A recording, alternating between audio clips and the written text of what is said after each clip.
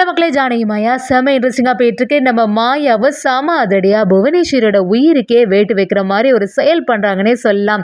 புவனேஸ்வரியும் சித்திரை திருவிழா அன்னைக்கு கண்டிப்பாக இந்த கேன்டீன் கட்டடம் எல்லாம் இடிஞ்சு விழப்போகுது, அப்படியே ஜானகியை அரெஸ்ட் பண்ணிட்டு போகிறாங்க அப்படின்னு சொல்லிட்டு ஒரு செயலை செய்கிறாங்க.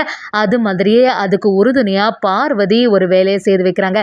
இதனால் நம்ம ஜானகி ரகுராம சேர்ந்த மாதிரி அதிகாரிகள் வந்து கைது செய்துட்டு போகிறாங்க. இதிலிருந்து நம்ம மாயா எப்படி காப்பாற்ற போகிறாங்க? வீடியோக்குள்ள போறதுக்கு முன்னாடி நம்ம சேனலுக்கு சப்ஸ்கிரைப் பண்ணுங்க, அப்படியே பக்கத்துல இருக்க பெல் ஐக்கனை கிளிக் பண்ணிருங்க. அப்பதான் நான் போடுற வீடியோலாம் உங்களுக்கு நோட்டிபிகேஷனா வரும். நம்ம மாயாவும் ஜானகியை அப்படியே தடுத்து நிறுத்துறாங்க. பெரியம்மா இதில் சைன் போடவே செய்யாதுங்க. இங்கே நிற்கிற ஆள் வந்து புவனாவோட பினாமி, அதனால் அந்த பில்டிங் வந்து சேஃபாக என்னன்னு நம்ம ஒருக்கா செக் பண்ணிட்டு நீங்கள் சைன் போடுங்கன்னு சொல்ல ஆரம்பிக்கிறாங்க. இந்த விஷயத்தை தெரிஞ்சுக்கிட்ட புவனேஸ்வரி அப்படியே அதிர்ச்சி ஆயிடுறாங்க. என்ன சொல்கிற அந்த ஜானகி சைன் போடலையா? எப்படியாவது இந்த கான்ட்ராக்டுக்கு சைனை போட்டு எல்லா பழியும் அந்த ஜானகியோட பேரோன்னு பார்த்தா எல்லாமே சொதப்பிடும் போலையே. இன்னொரு பிளானை நம்ம பண்ணிட வேண்டியதா. எப்படி அது இந்த ஜானகி வந்து கைது செய்ய மாதிரி ஒரு வேலையை செய்யணும்னு சொல்லிட்டு நம்ம புவனேஸ்வரி யோசிக்க ஆரம்பிக்கிறாங்க. சரி, ஊரில் வந்து சித்ரா திருவிழா எல்லாம் நடக்க போகுது, அன்னைக்கு தான் இந்த கேண்டீன் கட்டிடத்தை ஓப்பன் பண்ணலான்னு சொல்லிட்டு தயாராகிறாங்கல்ல. பேசாமல் இந்த கேண்டீன் கட்டிடத்தை தகர்த்து எரிஞ்ச மாதிரி ஒரு வேலையை செய்யணும்னு சொல்லி புவனேஸ்வரி பசுபதிகிட்ட சொல்லும்போது, பசுபதியும் நீ எதுக்குமே கவலைப்படாதம்மா, சீக்கிரத்தில் நீ நினைச்ச மாதிரி ஒரு காரியம் நடக்க தான் போகுது. இந்த வாட்டி மாயானால நம்ம செய்ய போகிறத தடுக்கவே முடியாது, கண்டிப்பாக இது நம்ம நினைச்ச மாதிரி நடக்க தான் போகுதுன்னு சொல்லிட்டு பசுபதியும் புவனேஸ்வரியை சமாதானப்படுத்துறாங்க. அதே சமயத்தில் புவனேஸ்வரியும் இந்த ஜானகியோட வீட்டிலே ஒருத்தங்க இருக்காங்கல்ல, அந்த பார்வதி, அவளோட உதவியோட எப்படியாவது ஏதாவது ஒரு பொருளை வந்து ஜானகியோட வீட்டில் வச்சிடணும். அப்போ லஞ்ச பணம் வாங்கினதுனால தான் இந்த மாதிரி பில்டிங் வந்து இடிஞ்சிட்டு அப்படிங்கிற ஒரு பழியை ஜானகிக்கு மேலே போட்டாலே போதும் அப்படின்னு சொல்லிட்டு நம்ம புவனேஸ்வரி தயாராகிறாங்க. புவனேஸ்வரியும் பார்வதிக்கு ஃபோன் பண்ணி நான் சொல்கிற மாதிரி ஒரு செயலை நீ செய்யணும்னு சொல்லும்போது, பார்வதியும் நீங்கள் என்ன சொன்னாலும் நான் கேட்குறேன், என்ன விஷயம் அப்படி கேட்கும்போது, எப்படியாவது ஜானகி வந்து இந்த பொறுப்புலேருந்து வெளியில் வந்துடணும், அது மட்டும் இல்லாமல் ஜானகியை வந்து அரெஸ்ட் பண்ணுற மாதிரி ஒரு செயல் நடக்க போகுது அப்படி சொல்கிறாங்க. பார்வதி இதை தான் நான் எதிர்பார்த்துட்டே இருந்தேன், நீங்கள் வந்து என்ன சொல்கிறீங்களோ அதெல்லாம் நான் கேட்குறேன், எப்படியாவது இந்த ஜானகி அக்கா மட்டும் இந்த பொறுப்பில் இருக்கக்கூடாது. வர வர இந்த வீட்டில் நமக்குன்னு ஒரு மதிப்பே இல்லாமல் போச்சு, எல்லாத்துக்குமே காரணம் அந்த ஜானகி அவங்க தான். அவங்க வந்து தலைவி ஆனதுலேருந்து வீட்டில் உள்ள எல்லா வேலைகளும் நான் தான் பார்க்குற மாதிரி ஒரு சூழ்நிலை ஏற்பட்டிருக்கு. அவங்களுக்கு ஊர் மக்களும் மரியாதை கொடுத்துட்டே இருக்காங்க. இப்படி மட்டும் நடக்கும் நான் கொஞ்சம் கூட எதிர்பார்க்கவே இல்லை. இந்த போட்டியில் எப்படியும் நீங்கள் தான் ஜெயிச்சிருப்பீங்க, இந்த தேர்தலில் நீங்கள் தலைவியாக இருப்பீங்க அப்படின்னு யோசிச்சா எல்லாமே மாறி இருக்கு. இந்த வாட்டியாவது நீங்கள் பண்ண பிளான் நல்லா தானே நடக்கும் அப்படி கேட்கும்போது, புவனேஸ்வரியும் அதுக்கு நீ தான் பார்வதி ஒரு ஹெல்ப் பண்ணணும், நான் சொன்ன மாதிரி ஒரு செயலை செய்யன்னு சொல்லிட்டு கொஞ்சம் தங்கத்தில் பிஸ்கட்டை கொடுத்து இதை அப்படியே யாருக்கும் தெரியாமல் ஜானகியோட பீரோக்குள்ளே வைக்கிற மாதிரி வச்சுடு அப்படி சொல்லும்போது, நம்ம பார்வதியும் கொஞ்சம் தயங்குறாங்க. எனக்கு ஏதோ கொஞ்சம் பயமாகவே இருக்குது, யாருக்காவது தெரிஞ்சதுன்னா அதுக்கப்புறமா இது ஒரு பெரிய பிரச்சனை ஆகிடுமே அப்படி சொல்கிறாங்க. புவனேஸ்வரி நீ எதுக்குமே கவலைப்படாத, யாரும் பார்க்காத டைமில் வச்சா ஒரு பிரச்சனையும் வராது, என்ன பிரச்சனை வந்தாலும் அதுக்கு வந்து நான் சமாளிச்சிடலான்னு சொல்லிடுறாங்க. ஏன்னா ஒரு சைடு பார்த்தீங்கன்னா புவனேஸ்வரியும் சித்திரை திருவிழா அன்னைக்கு அந்த கட்டிட திறப்பு விழா டைமில் அந்த கட்டிடத்தில் யாருக்கும் தெரியாமல் பாம் வச்சிடணும் அப்படி சொல்லிட்டு ஒரு ஆளை அரேஞ்ச் பண்ணுறாங்க. அதே சமயத்தில் இது எதுவுமே தெரியாமல் நம்ம ஜானகியும் ரகுராமும் கோவிலில் போய் வேண்டுதலை பண்ண ஆரம்பிக்கிறாங்க.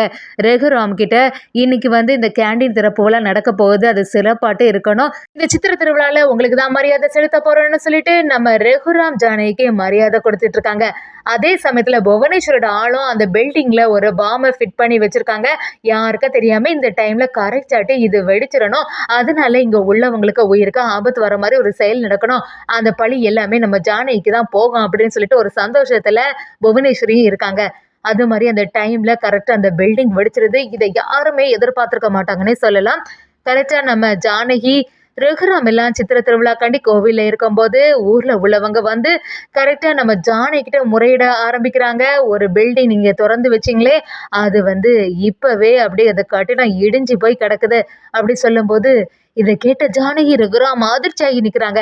என்ன சொல்கிறீங்க, நீங்கள் இப்படி நடக்கிறதுக்கு வாய்ப்பே இல்லை, எல்லாம் கரெக்டாக தானே இருந்து, அப்படி இருக்கும்போது இப்படி நடக்காதே அப்படி சொல்லும்போது அதிகாரிகள் எல்லாருமே அந்த இடத்துல வந்துடுறாங்க. அப்படியே ஜானகிட்ட வந்து இதுக்கு மேலே உங்கள்கிட்ட பேசுகிறதுக்கு பிரயோஜனமே இல்லை, ஊர் மக்கள் எல்லாருமே ஒன்று கூடிட்டாங்க, அங்கே அந்த பில்டிங் கீழே இருந்தவங்க வேலை செய்தவங்களுக்கு எல்லாருக்குமே உயிருக்கு ஆபத்தான நிலைமையில ஹாஸ்பிட்டலில் அட்மிட் ஆகியிருக்காங்க அப்படி சொன்ன உடனே நம்ம ஜானகி அதிர்ச்சியாகி நிற்கிறாங்க. ரகுராமு என்ன நடக்குது ஜானகி, நீ கரெக்டாக தானே எல்லாமே பண்ணியிருப்ப, அப்படி இருக்கும்போது எப்படி இவங்க வந்து இந்த மாதிரி செய்கிறாங்க அப்படி சொல்லும்போது நம்ம ஜானகியும் இதுக்கு பின்னாடி ஏதோ ஒரு சூழ்ச்சி வேலை இருக்குங்க, அதுதான் எனக்கு புரிய மாட்டேங்குது அப்படி சொல்கிறாங்க. அதிகாரிகளும் அவங்க பேசுறது எல்லாமே கேட்காம கண்டிப்பா இதுக்கு எல்லாமே காரணம் நீங்களா தான் இருக்கும், உங்களை நாங்க இப்பவே அரெஸ்ட் பண்ணிட்டு போறோம்னு சொல்லிட்டு நம்ம ஜானகி எல்லாத்தையுமே அரெஸ்ட் பண்ணிட்டு கிளம்புறாங்க. இதை பார்த்த மாயாவும் அந்த ஆபீசர்ஸ்ட தடுத்து நிறுத்துறாங்க. எங்க பெரியம்மாவுக்கும் இதுக்கும் எந்த சம்மந்தமும் இருக்க வாய்ப்பே இல்லை, இதுக்கு பின்னாடி ஏதோ ஒரு பெரிய சூழ்ச்சி இருக்கு, எல்லாத்துக்கும் காரணம் அந்த புவனாவை தான் இருக்கும்னு சொல்லும்போது அதிகாரிகளும் அதுக்கு எந்த எவிடன்ஸும் இல்லாம நான் வந்து எதையுமே சொல்ல முடியாது அப்படின்னு சொல்ல ஆரம்பிக்கிறாங்க. அதே சமயத்தில் எப்படியுமே ஜானகிக்கு வந்து ஏதோ லஞ்ச பணத்தை வாங்கினால தான் இந்த மாதிரி பில்டிங் இடிஞ்சு விழுந்துட்டு தரமற்ற பொருட்கள் எல்லாத்தையுமே யூஸ் பண்ணனால தான் இந்த பில்டிங் விழுந்துட்டு அப்படிங்கிற மாதிரி ஒரு பொருளையை உண்டு பண்ணி வைக்கிறாங்க. அதுக்கு நம்ம மாயாவும் அப்படி நடக்கிறதுக்கு வாய்ப்பே இல்லைன்னு சொல்லிட்டு என்னதான் சொன்னாலும் நம்ம ஜானகியோட சேர்த்து ரகுராமையும் அந்த இடத்துல இருந்து கைது பண்ணி கூட்டிட்டு போறாங்கன்னு சொல்லலாம்.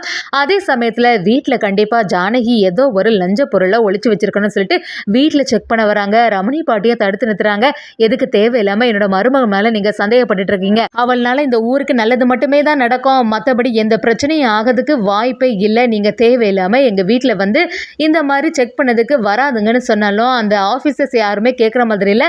கண்டிப்பா ஜானகி லஞ்ச பணம் வாங்கினால தான் இப்படி ஒரு பிரச்சனை ஆச்சு அப்படின்னு சொல்லிட்டு அவங்க எல்லாருமே எல்லா இடத்துலையும் சோதனை பண்ணி பார்க்கும்போது நம்ம பார்வதி யாருக்கும் தெரியாம நம்ம ஜானகியோட பீரோக்குள்ள வச்ச பொருளை கண்டுபிடிச்சிடறாங்க. அப்ப இது என்னது உங்க யாருக்குமே தெரியாம வந்துச்சாக்கம் வீட்டுக்குள்ள அப்படி சொல்லிட்டு அந்த ஆஃபீஸர்ஸும் எல்லாருமே சந்தேகப்பட்டு பேச ஆரம்பிக்கிறாங்க. அதே சமயத்துல இனிமே ஜானகி வெளியிலே வர முடியாது, இவங்க கண்டிப்பா லஞ்சம் வாங்கி தான் இந்த மாதிரி ஆயிட்டுன்னு சொல்லிட்டு அந்த மாதிரி நிரூபிச்சிடுறாங்கன்னு சொல்லலாம். அதே சமயத்துல இதை பார்த்த மாயாவும் கண்டிப்பா இதுக்கு பின்னாடி ஒரு சூழ்ச்சி இருக்கு, பார்வதி சித்தி கூட இதுக்கு காரணமா இருக்கலாம், புவனேஸ்வரி சொன்னதெல்லாம் நம்பி பார்வதி சித்தி தான் இந்த செயலை நம்ம வீட்டுக்குள்ள வச்சிருக்கணும் அப்படிங்கிறது எல்லாமே நம்ம மாயாவுக்கு புரிய ஆரம்பிக்குது.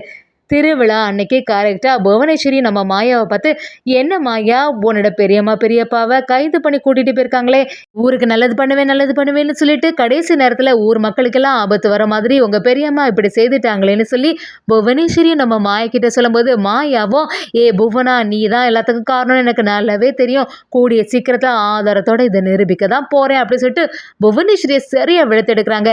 எங்கள் பெரியம்மா பெரியப்பாவை காப்பாற்றி நான் கூட்டிகிட்டு வருவேன்னு அந்த அம்மன் சாட்சியாக நான் சத்தியம் பண்ணுறேன் அப்படின்னு சொல்லிட்டு அந்த திருசூலத்தை எடுத்து செமையாட்டு புவனேஸ்வரிக்கு சரியாக ஆப்பு வச்சுட்டாங்கன்னு சொல்லலாம். அதே சமயத்தில் பாசுபதியா எப்படியாவது மாயா கிட்ட இருந்து புவனேஸ்வரியை காப்பாற்றலாம்னு சொல்லிட்டு ஓடி வரும்போது தவறுதலாக அப்படியே விழுந்துடுறாங்க. பசுபதி அந்த திருசூலத்தில் அப்படியே விழுந்துடுறாங்க. இன்னொரு பக்கம் இதை பார்த்த புவனேஸ்வரி அப்படியே அதிர்ச்சியாகி நிற்கும் போது மாயாவா என்ன நடந்தது எல்லாத்தையுமே மறந்துடாத, உனக்கு சரியா ஆப்பு வைக்க போறேன்னு சொல்லிட்டு புவனேஸ்வரியோட உயிருக்கு ஆபத்து வர மாதிரியே நம்ம மாயா திருசூலத்தை வச்சு ஒரு செயலை பண்றாங்கன்னே சொல்லலாம்.